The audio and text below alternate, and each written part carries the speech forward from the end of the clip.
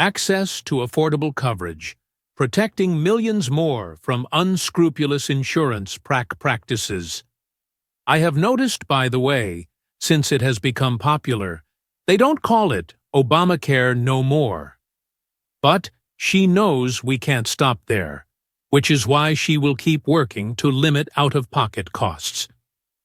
She knows if we want to help people get ahead, we need to put a college degree within reach of more Americans. But she also knows college should not be the only ticket to the middle class. We need to follow the lead of governors like Tim Walz, who said, if you have the skills in the drive, you shouldn't need a degree to work for state government.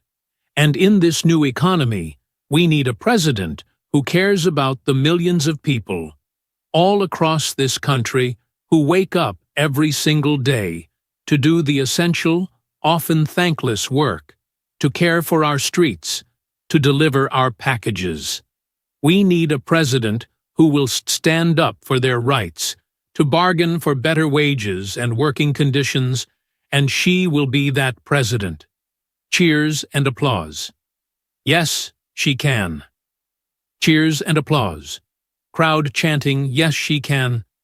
They can help us move past some of the tired old debates that keep stifling progress because, at their core, they understand when everybody gets a fair shot, we are all better off. They understand when every child gets a good education, the whole economy gets stronger. When women are paid the same as men for doing the same job, all families benefit, they understand. We can secure our borders without tearing kids away from their parents, just like we can keep our streets safe, while also building trust between law enforcement and the communities they serve and eliminating bias. That will make it better for everybody.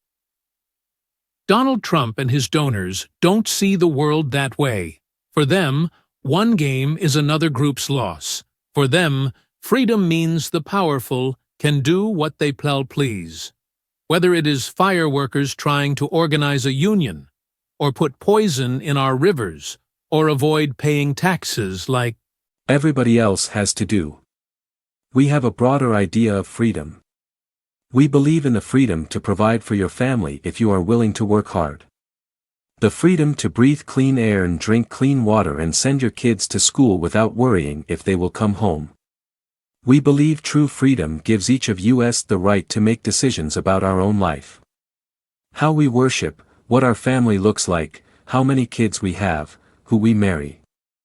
And we believe freedom requires us to recognize that other people have the freedom to make choices that are different than ours.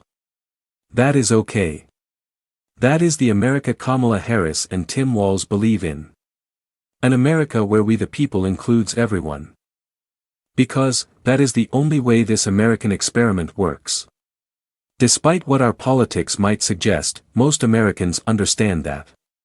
Democracy isn't just a bunch of abstract principles and dusty laws and some books somewhere.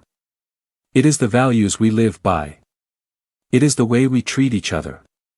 Including those who do not look like us or pray like us or see the world exactly like we do.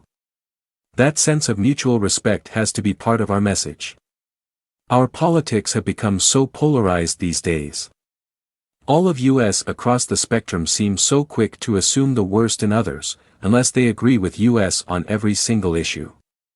We start thinking the only way to win is to scold and shame and out-yell the other side. After a while, regular folks tune it out. Or they don't bother to vote. That approach may work for the politicians who want attention and thrive on division. But it won't work for us. To make progress on the things we care about, the things that really affect people's lives.